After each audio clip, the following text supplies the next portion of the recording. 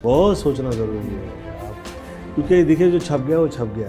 বলিউডের চিরকালীন সুপারস্টার গোবিন্দা দীর্ঘ সময় ধরে বড় পর্দা থেকে দূরে রয়েছেন।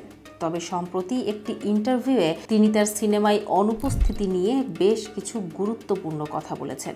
গোবিন্দা জানিয়েছেন তিনি একসময় একটি 100 কোটি রুপি বাজেটের সিনেমা অস্বীকার করেছিলেন এবং সে সিদ্ধান্ত নিয়ে তিনি এখন আক্ষেপিত।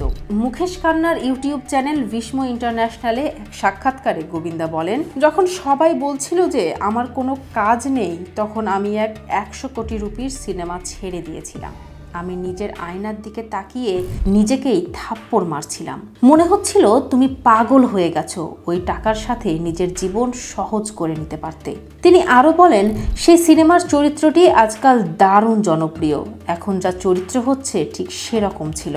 তবে গোবিন্দা তার সিদ্ধান্তের পক্ষে দাঁড়িয়ে বলেন, নিজেকে সৎ থাকতে হবে, নিজের অন্তরের কথা শোনা জরুরি। এখানেই থেমে থাকেননি গোবিন্দা। তিনি দাবি করেন বলিউডের অনেকেই তার খ্যাতি নষ্ট করার জন্য চেষ্টা করেছে, কিন্তু তার আসল উদ্দেশ্য ছিল নিজের সত্তার সাথে খাপ খাইয়ে চলা। গোবিন্দা তার পরবর্তী প্রকল্প নিয়ে আশাবাদী এবং বলেন, এটা সব সময় মনে রাখতে হবে যে আমাদের জীবনে যা কিছু ঘটে তা আমাদের জীবনের অংশ। সব মিলিয়ে গোবিন্দা বলেন, জীবনে যদি কোনো সুযোগ মিস হয়ে যায় তাও তা আমাদের ভবিষ্যতের জন্য ভালো।